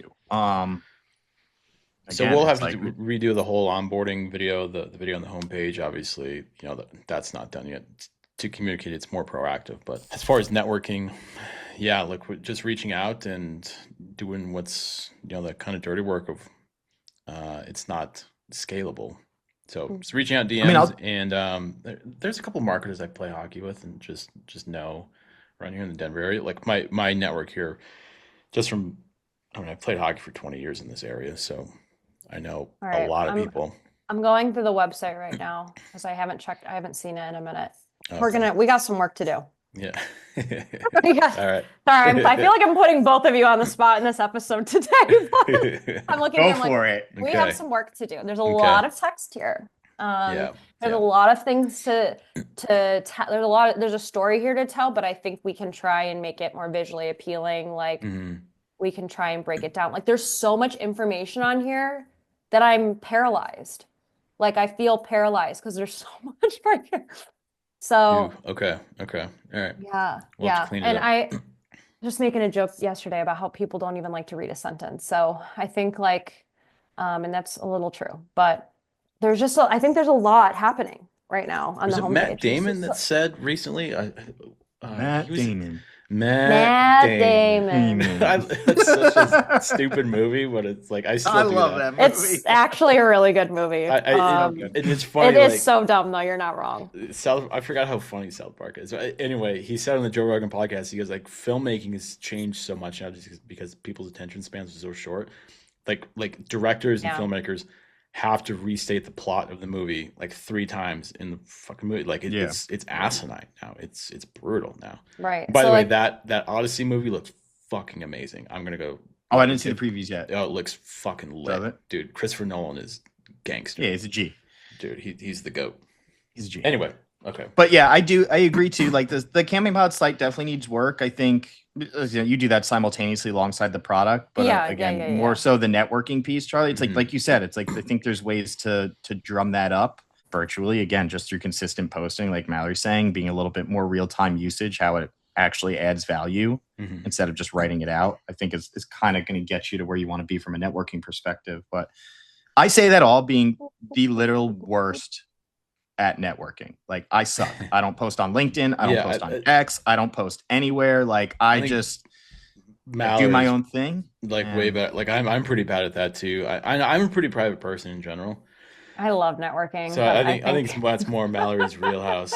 Yeah. Definitely. Like that's the thing too. Like networking for me, like I don't mind it. I love small talk, like stuff like that. But it's like I also like networking online is way different, obviously, than going to an event in person. But like those events in person that I've done, I just feel like a dud. I'm just standing there and I'm trying to like sell myself, which I know it kind of is in some regards, but oh no, I've done some crazy things at events. I will get up on a table and I'll start screaming into a microphone, letting everyone know to come to the booth. We do massive cheering things, massive trivia. Like that's awesome. Like I love doing stuff like that. And like I used to at the Discord booth, I'd like announce it. People are just swarming to the booth, and then we're having like a dance competition for like a Discord shirt. And now people are doing the worm and shit. And everyone's like, what's going on over there? Like, and then, building relationships with everyone in the community and to the point where like it's semi-parasocial. But I mean, look, I think what you were saying, Connor, earlier is that sometimes it's hard to network because it feels very transactional and it feels like the life is just like coming out of your body. And look, I personally don't like those interactions either. I actually think I'm the type of person, many of the networking calls I take, whether it's a coffee or someone in person, like I feel like I ask very poignant and direct questions that kind of allow me to get really deep with someone really quickly without actually knowing them. And I'm able to kind of be somewhat vulnerable not like too vulnerable, but to a place where like I could meet someone for the first time and we're talking about like 10 minutes in, for some reason, we're talking about death, or we're talking about like, I'm not saying that happened. I'm saying what I am capable of going deep with folks on networking calls. And I'm not saying I'm talking about, I'm just giving it as an example. Do you look for like those opportunities when you are like networking to be like, like kind of, okay, I got a little personal snippet of somebody here in this conversation. Let me attach to that and go deeper to try and make it more comfortable and more organic instead of, because you're right. Like, how else do you build? No one's going to remember a conversation that you had about your OKRs and objectives and the thing you're trying to pitch to them. I'm sorry, but like, it's not, you're not going to remember that stuff. Like, you're going to remember the small details of what makes that person unique. And, you know, I just had a comment on someone because I just posted about networking and they were like, your networking with you can feel like a warm hug. Like you know, sometimes it can go deep or find ways to be really supportive. And that allows me to build relationships with folks that are not just transactional in a way where it's like, you get this and I get this thing. Have I had those conversations? Yes. But like, they drain me as well. They're not energizing for me. And so when I approach networking, I try to keep it real, you know, and ask, you know, not the most personal questions. I'm not like, you know, no, of course not. That's crazy. But you know, I try to kind of go a few layers deep than what a normal sort of 30-minute call with someone new would look like. And that helps keep me energized in these conversations. But yeah, I try to keep some room on the calendar for serendipitous moments. And I probably speak to like 3 to 5 new people a week, not just founders that I'm looking to work with. I'm talking about people in the space. And so, you know, other marketers, other agency owners, people in my network, or like cold outreach every once in a while, like a student will reach out and they want to like learn more. Like I try and leave room on my calendar for those sort of moments, because you never know where they will lead. You never know. No, it's impressive. And I think too, like I'm really lucky because I'm in a position where I can help people and either connect them to someone or maybe give them a little bit of wisdom. And so I try and make sure to leave room on my calendar so I can give back in that way, because I think it's very important that we do that. At least for me as a value, I feel like it's extremely important for me to help out others that, you know, because I know like in the early days, like when I was a video game blogger and I was trying to get into like specific events that required press credential or what have you, it like really meant a lot to me if someone in the industry would like read my thing or respond to it. Like it really just made my day. And it helps. It's one of those things that help keep you going and give you that pass it down, pass it along. And I think it's so important now that I've had all this experience. I've worked at these great places. Like you got to pass it down if you expect to get more out of it. Like, so that's the other thing too, is like, and then I feel good from that. Like, I can't tell you how good it makes me feel to be like, I'm talking to a student, they're trying to get into the industry or I can connect them to someone else that will help them and give them some tips. Like that is energizing for me. And you never know, maybe you'll work with that person in the future. Maybe they're going to like, you know, own some really cool company and come back to you. Just never know. And, you keep the doors open because of that. Keep the doors open. And then this is kind of random, but I like to make sure that sometimes I like to send gratitude to those that I have known and worked with for maybe I haven't seen them in 20 years. You know, I remember I emailed even like last year or when I was building whatever, like I emailed the CMO that I worked with the first company. I haven't spoke to him in 10 years, but I was like, I just want to let you know that I wouldn't be here, you know, without sort of you giving me a chance to work at this place. And like, that, like when you put that energy out into the world, you know what I mean? You will get it back tenfold. Yeah, it comes full circle. So that's a little bit more like, I know it's not the most tactical sort of piece of advice, but it's not, but I think that's where personality has important. A big play too. So, like, and then, you know what I mean? When people have those conversations with me, when they're warm or they're deep, they always want to intro me to someone else. They're like, you got to go talk to this person or you got to go talk, right? And like, that happens because we had a really freaking amazing conversation where I didn't talk at them for 30 minutes and sell them a thing. I think there's, from what I've been told and heard, that there's such a buzz in SF with that of like, hey, talk to this person, not this person, this person. You know, if you're in that hub, I think that's super advantageous. And just networking. How long so when you had your app, whatever, when you're raising for that, how long did it take you to raise your first dollar? I mean, I don't know, like, maybe like a few weeks. Couple I mean, weeks. Yeah, and it has to do with my network. So Exactly. it has to do with Exactly. the fact that people believe in me and trust me Yeah. as a leader and as a potential business owner, because I've kept in touch with them, Yeah. we have a relationship. And so, but when I first started working in the gaming industry, like I said, I was trying to break through. I would hit up people in the DMs, I'd email them, I'd try and go find them at an event. I know they're going to be at that event, so am I. I'm going to try and see if I can find them and say hello, introduce myself. Like nothing more than that. It doesn't need to be like, I want to try and get something out of it. It's just to have the conversation. And not all the time, but many of the times it will kind of lead to somewhere. How long I'm going somewhere with this. How long have you been singing, Mallory? I've been singing since I was 14, 15. Woo. Okay. Something like Now, that. is it like is your training like in a group? When it was in person, was it in a group, or was it like just like Growing a up, it was in one-on-one a thing? group. Well, both, but mostly Okay. in a group setting growing up. Do you think that setting or I mean, obviously as you got older, do you think that helped at all with raising? Oh, yeah. Actually, I didn't even think about that. Yes. I remember when I grew up singing in choir, and then eventually the director was like, okay, I want you to start singing solos. And I was like, I don't want to No, sing a no. solo. I don't want to sing. And I did. And I can't tell you how many solos I sang during that time where I also fucked up, where I would I'm like, I don't want to do that ever again, but I'm going to go do it again the next week. But it teaches you how to have a sense of presence in a room full of Yeah. people. And I think that's important honestly, when you're networking, and not to be an asshole. You don't want to I'm not trying to enter a room and take up all the space. That's Yeah. not ever my goal. In fact, people will hate you if you do that. So don't do that, right? But it's more so having that confidence, having that presence, and then I think when you sing in front of a group of people and you mess up, you can't be like, fuck. You can't be like, damn. You just have to keep going, Yeah. right? You gotta And roll so I with it. think to some extent, when you're pitching to an investor, right? You're like, fuck, I said the thing not the way I wanted to say it, but you just keep going. Yeah. It doesn't matter, right? And then you learn, like I told you guys in the fundraising episode, I'm constantly iterating the pitch, constantly Yeah. changing Yeah. it, right? So yeah, So I think maybe singing had something to do with that. I have I honestly think never thought about it, Charlie. so there's something called a halo effect. So I've just always played hockey just because I'm an addict and I was obsessed with it. And you can't really like be it's like golf. Like there's always something to learn. Playing goalie at least. And just from doing that for so long, and hockey just made sense to me. So I could handle myself on the ice. And I mean, over the years, just from being obsessed with it, I got into pretty very high level skates. And when I kind of told the guys hey, what's next after I quit my sales job, they're like, yeah, here, let me know if you need capital. It was their idea. I didn't even know it was a thing that you could Yeah.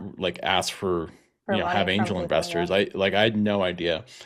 And I think that's such a big signaling effect of if somebody has their shit together here, they're going to have their shit together here. And so if a founder is raising capital, I mean, you bet on the jockey, not the horse, right? I think for networking, if you can get in a sporting event or just something that you're good of outside of your work discipline, get really good at that, and that halo effect will kick in. Because I've never taken outside capital, but I mean I've absolutely been offered it before, and I think that's like a little cheat code you can have. Yeah, And I like that that. is a thing too. We talked about this last week. I don't know if we were recording, but there's some study where very high performing founders are also really freaking good at something else. If it's Yep. chess or Connect Four, like a game or a sport Yep. or gambling, Big brain capacity, typically. or something their level of performance is just really freaking high Yeah. at something else. So I think sports has something to do with that too. just being and founders, competitive just being and competitive. yeah, I know that. founders that were runners their whole life, and I'm as someone who was a runner I don't run anymore just because I really can't as Until Breck. much as I want to. Well, in two breath, but when we have a race that will bet. Oh, we can have Connor bet on the race. That's a good idea. You know what I mean? Let's tie in the gambling into the, you know what I mean? We could, anyways, that's so funny. Anyways, but no, I think sports is huge. Like the guy, it is. I used to sell ads in a magazine, and the guy the CEO would only hire guys or people, pardon me, that played sports in high school or college or thereafter. Like he didn't actually say that, but sure. You know, I realized like, wow, these are all like former athletes on the sales floor. So, yeah. No, I think that's huge for networking. Yeah, I definitely want to talk more about this, but I think in figuring out how I can make it more tactical and approachable for those that haven't really networked before or don't know where to get started, which I mean, cold outreach to those that you respect and admire in the industry can go a long way. But I want to kind of figure out how I can make it more like approachable and tactical. So I'll think a little bit more on that. Pardon me to interrupt before we hop off this topic. If you can, if it's doable, get into like a private gym where certain people, I see what you're saying. Other entrepreneurs, doctors, lawyers, like whatever, if they're in there as well, and then, you know, because their guard is down, and then like you're chatting in a steam room or like a sauna or something like that. And yeah, like, what do you do? Like, how, you know, I've had guys like grill me because I'm like one of the youngest guys there, and I'm my mid-20s. And I'm like, oh yeah, I'm in tech, like I'm in AI, and they're like, oh, like what? Then you become that guy, and then they talk to you a little bit more, and then they're like, oh yeah, do you need capital? Like, I love that because I do like talking to strangers. I do like talking to random people. I seem to also attract like that as well. Have I ever told you guys the story of the man in the window that I have a relationship with, but I have never spoke to him? That's cool. Where? The man in the window. Okay, so this is just a wholesome story, but and I love to tell people this when I talk about community, which is I take my dogs out on lots of walks. We have lots of beautiful parks here, and one day I was walking them and I saw this old man in a window, and for some reason I thought it would be nice to say hi to him. So I was walking them and I went like this. I'm like, hi. And then he went like this. He's like, just get out of here. You know what I mean? Get out of here. And I'm like, okay, you know, that's Connor. No problem. Just want to be friendly. And, you know, walked away and I was like, okay, fine. And then I walked by his house again. The next time, I'm like, I'm not going to say hi to this guy. Because last time I did, he was like, you know. But this time he was like this. He's like this. And then I was like this. So now I've seen this man in the window probably 30 plus times. And every time we are just big waves, big smiles, big hellos. My husband's met him through the window. My friends, I've told them, and they go on dog walks with saying hello. Awesome. And so I've never spoke a word to this man. We have never spoke, but we have this nonverbal relationship that gives me the biggest hit of dopamine when I see him. And when I see him, I'm like, wow, this just made my day.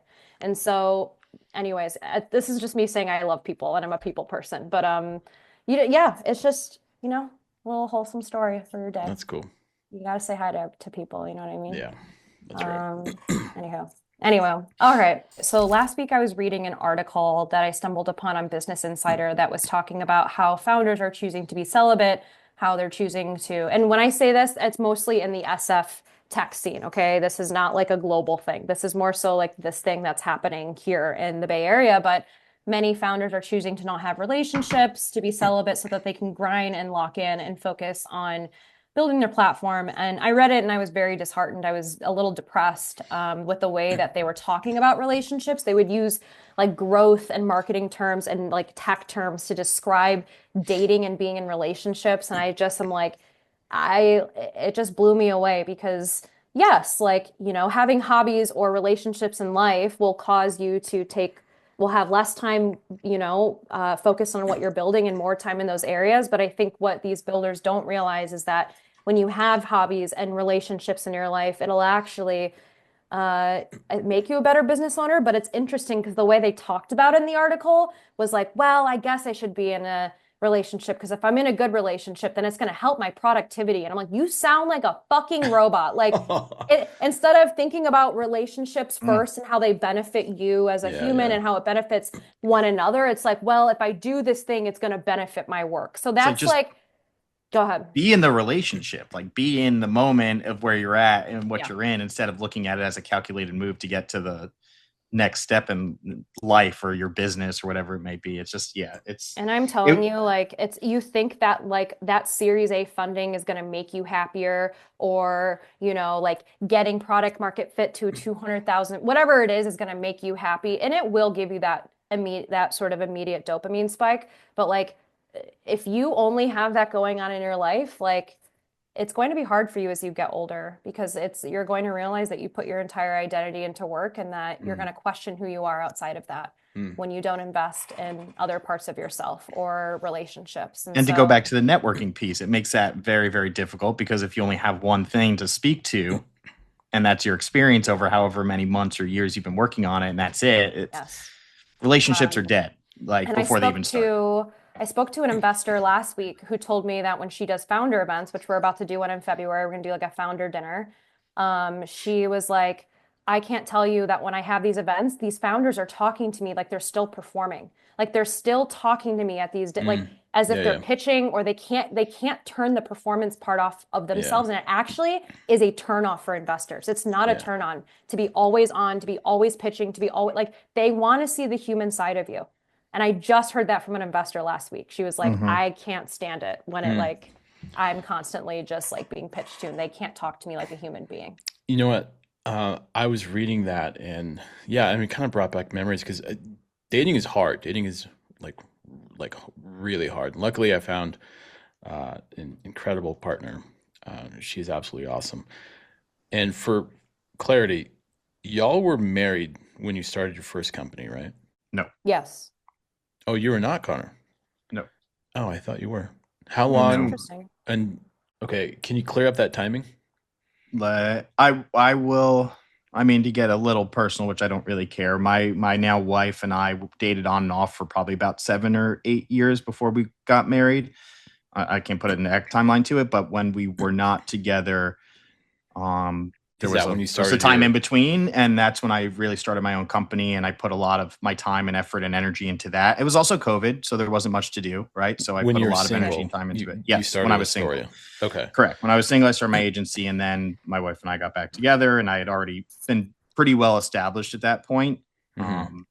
So things were also, I mean, listen, they were different from a relationship perspective in regards to like work too. It's like, hey, this is my thing. It's not somebody else. I need to dedicate more time than I ever have before. But I've never been, I work a lot, I think, but I wouldn't describe myself as a workaholic, right? I've never been a workaholic. I really enjoy my friends, my social life, my social settings, and it's my respite from work, which I work really hard. And I think everybody deserves to have that kind of tune out time to be able to go do things that they like. And I'm very, very personal in that sense. Like I don't share a lot about my personal life with people, because it's like, that's me time. And that's for me.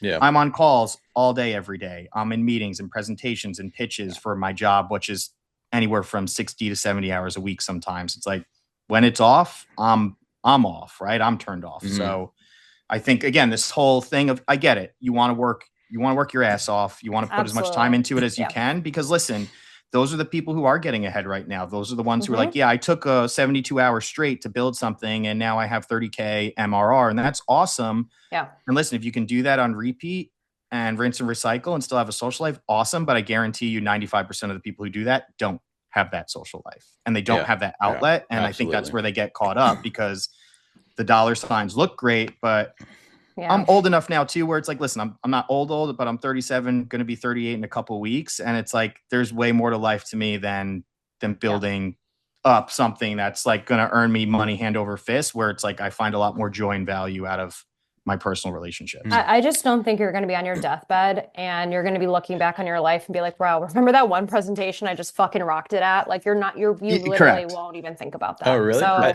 no. I have one or two where I well, it's like for those that work in hospice, those that work with those that are dying, almost. Yeah. I mean, I'm serious. Like, work does not come up. People do not sit there and think, wow, I should have worked harder. I should have been. No, they actually regret the time they didn't spend with their loved ones. I was about to say, if anything.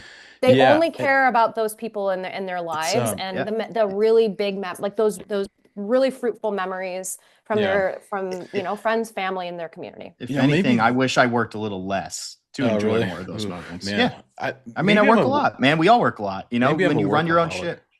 Yeah. I don't know, but it's like, again, Monday nights that last, Tuesday nights that last until 11 p.m., 12 a.m. Sometimes it's like 1 a.m., for what? To sleep like crap and wake up the next day and not be in the best shape. Like I don't know. I think like there's no such thing as a balance, because like if you're a founder, there's no such thing. It's just not going to happen. I think it's like, what's the harmony? Like, okay, like as in I'm going to be working 70 hours this week, but like the very little time I do have to myself, like I'm doing XYZ to or balance. Yeah. myself. Because I'll have, right. You know what? Maybe this episode, like maybe this is a whole episode in itself, but when I started my agency late 2019, so right before COVID, I didn't have a choice.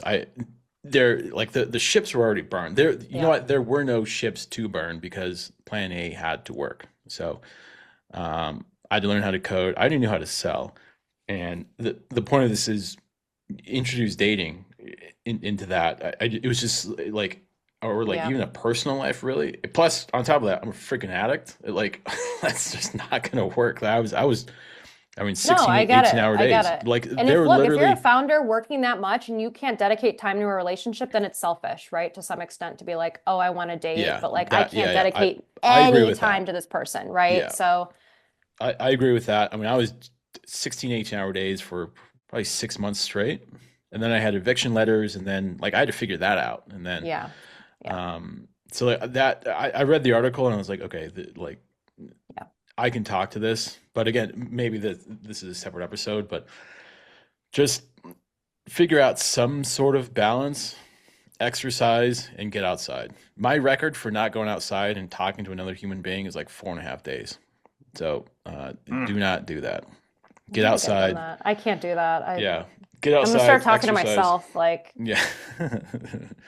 So all right. Again. So it sounds like we need to have a longer episode on this, which I love. I love that we're like, it's opening up this kind of conversation. And I think that's the point of the podcast, but it'd be really interesting to see what type of guest. Actually, you know what? I think I have someone in mind, someone that I spoke to very early on when I was building whatever. I don't remember their name. I need to look through my DMs, but they specifically coach or work on coaching with founders, and they particularly focus on like mental health and like creating some sort of like balance in founders' lives. Let me look it up because he wanted me to be a part of his study and just understanding my behaviors, like, and like, what my routines are like, and feeding that into sort of like the broader learnings and landscape of like, this is kind of what a day in the life of the founder is. Not for me, but like, he's talking to so many founders. So he has a really large sample set to pull from. But so let me see if I can find folks like that, because I think it'd be really great episode. Yeah, I think so. I think that and a sleep coach. Separate episodes, Yeah. I think a lot of founders that we know are not sleeping. So too many thoughts running wild. Even if they're on an SSRI, they're still not sleeping. Anyways, cool. All right. Well, what's next? Hey guys, Connor here with Builders Growth Lab. If you're looking for a way to stay up to date on the latest news, trends, topics in AI and marketing, look no further. Visit us at buildersgrowthlab.ai and sign up for our newsletter today. In it, you'll find quick takeaways from our latest show, as well as simple tips on how to market your app. That's buildersgrowthlab.ai. Sign up today. Our favorite segment, Poopy Pants. That was really kind of nice harmony, I thought. I have a terrible voice. Thanks for carrying it, Mallory. Thank you. You're welcome. Okay. All right. I'm going to start with mine first because we kind of already talked about it. I just think I wrote something really egregious in my notes here. I put fuck ass founders who think you can growth hack your love life.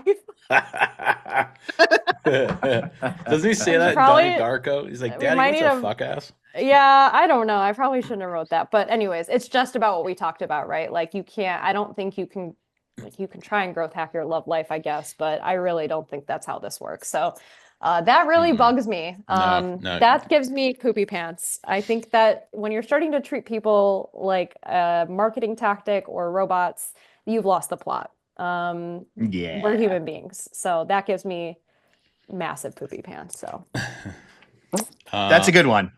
I'll go next. Mine is when I hit unsubscribe to a drip and I still get it. Drives me batty. Dude, that's fucking funny. stand that. Mine That's was a pretty good close to one. that. Or they ask you 60 freaking questions. This is mine. This is I mine for can't today. stand Is it.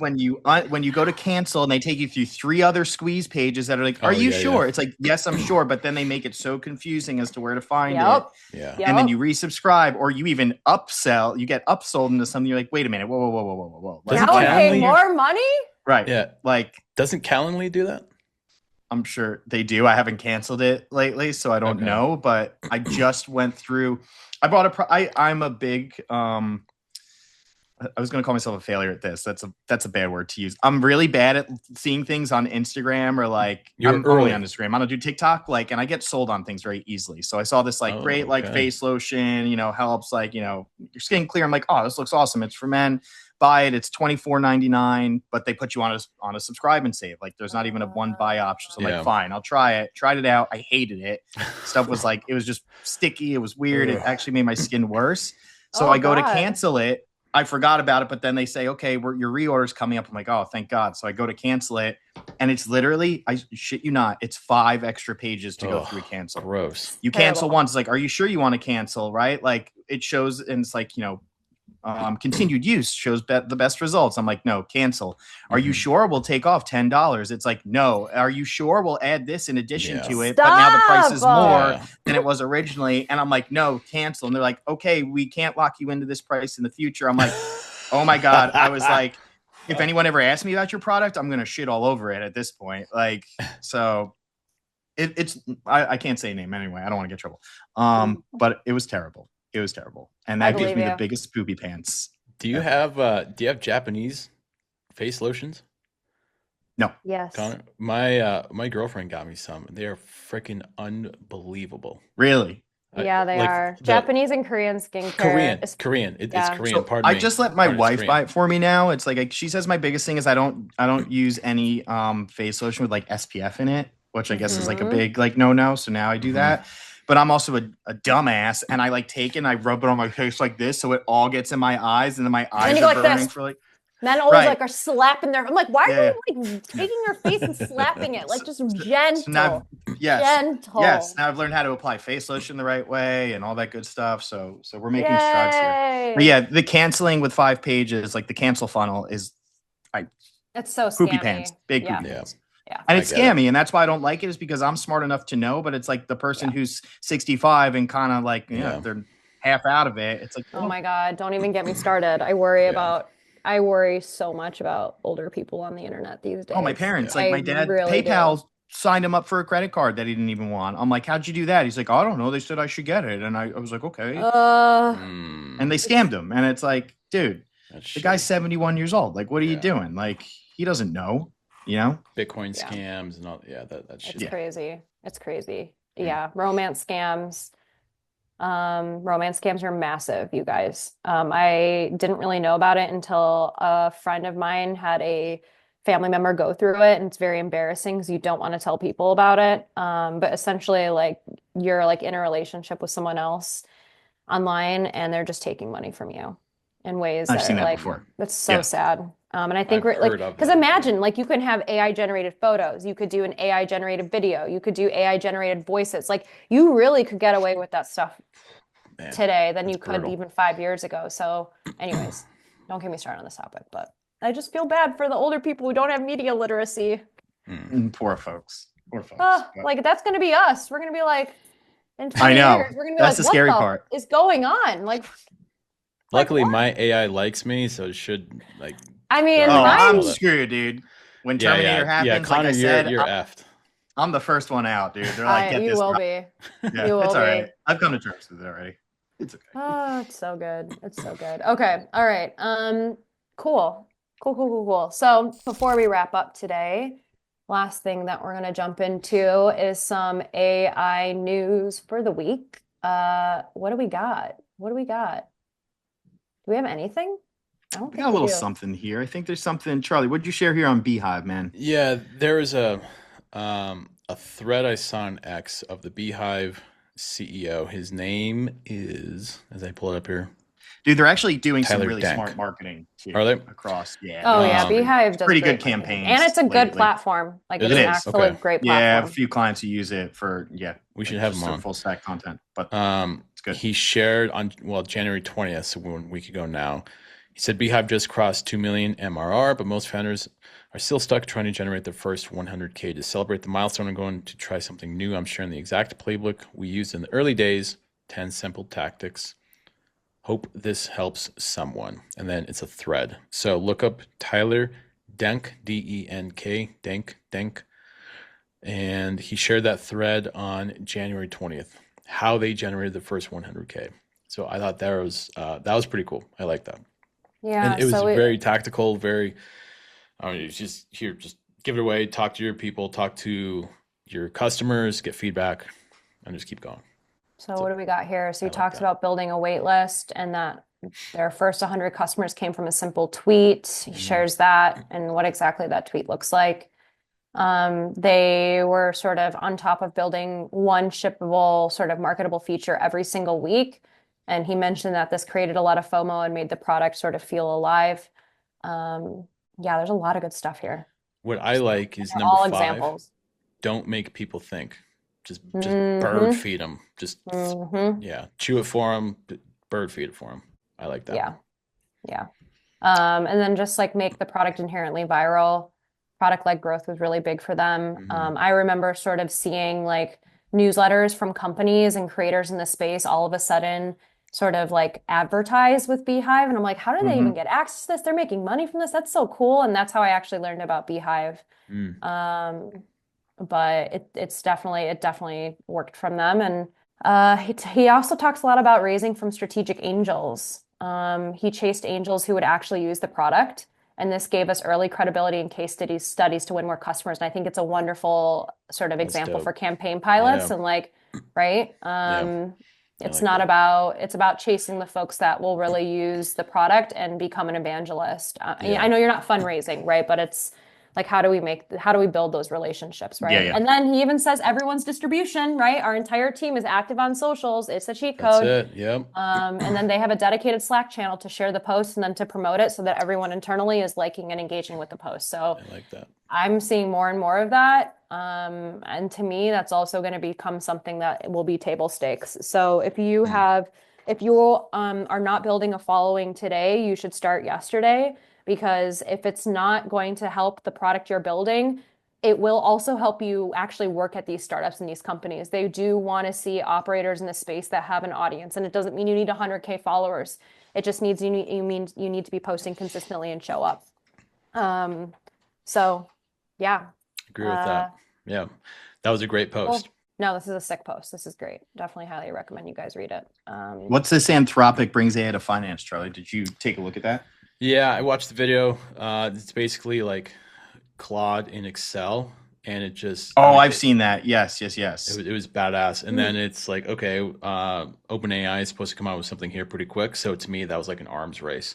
I mean, they're just going, centerized toe to toe with each other. Yeah, they're doing like full spreadsheet builds now. Yeah, which we've had somebody on. I can't remember his name. Sorry, dude. Great guy. I can't remember. Formula Bot, which reminded me of Formula Bot, which does that. And I was like, oh, okay. Like it's interesting to see how they're gonna pivot. He's a sharp dude. Like he'll figure it out. He was on this pod. I think he was our 4th or 5th guest. Cool guy, but it basically did that. So I think he'll make a pretty cool pivot. But yeah, I saw that video and I was like, first of all, that's pretty damn cool, because I am not a spreadsheets person at all. So the fact that you can do that in that short amount of time is badass. But okay, it's like what's OpenAI doing next? Where are they going with this? And look, it's only a matter of time until they hit the marketing channels. So yeah, GA4 Search Console. Yeah, for sure. So yeah, that was interesting to me. I mean, what did you think of it, Connor? I didn't look at the video yet or anything, but I do know about the Excel feature because I got an alert when I logged into to Claude last time. And I'm an Excel person. I love parsing my data that way, looking at it, like the pivot tables, all that stuff. So I think from that perspective, amazing. But there's definitely a financial piece in there that's over my head, where I think you're going to have some big enterprise businesses leveraging it for that. So it's exciting. Listen, for me, I love that kind of stuff, those additions to it. So I'm excited to see what's built out by OpenAI too. I want to see what OpenAI is coming with next couple months. Mallory, this is the time of the year. Is this maybe I read it on, or I saw this on Reddit, pardon me, that Q1 is like the heavy time when AI companies really like just feature, just put it all out. Personally, is it Q1? Not to share too much, but I will say a lot of the startups that I'm working with have not launched yet or are working on a massive launch earlier this year. So yeah, Q1, okay. Q2, I think will be a lot of new folks in the space, a lot of new like sort of just updates in general. Yeah. So I'm curious to see what it'll be like, but yes, it tends to be because like Q4 is not a great time to like do massive launches. So that's why I think like it's a great time to IPO. So I'd be curious to see if Discord IPOs. They just had an article in Bloomberg a few weeks ago. Who did? That they're planning on IPOing Discord. Oh, really? And I have a lot of friends that, I've worked with there that are waiting for that moment so they can sell their equity. So, and it's also like what I'm saying is like it's a good time for launches. It's like a better time typically for companies to go public. So, I think it'll be a busy first half of the year. Cool. We'll see. Well, cool stuff. I think next time we record, hopefully, we'll be in Breck, and we will have Rob Hoffman from Clio. Very exciting. We're kind of talking about that right now, but that dude's a gangster. Super excited to have. Yeah, super excited to talk to him. And we have him and we have someone else, right? Because like we're gonna do 2 episodes next week. Oh, yes, we have. Oh, he's in VC. His name is. Was it another Rob? Are we talking to 2 Robs next week? No, I don't think so. Yes, we are. Oh my gosh, we are. Are we really? Rob, oh my goodness. Robert, Robert, hooray! Rob Roberts all and right. We're talking to all the Roberts and Robs next week. I can't wait. Cool dude. All right, everybody. They have a VC platform, but that's for next week. That's for next week. All right, tune in. We'll be in Breckenridge coming at you. Yes. We'll see you next week. Peace. Peace.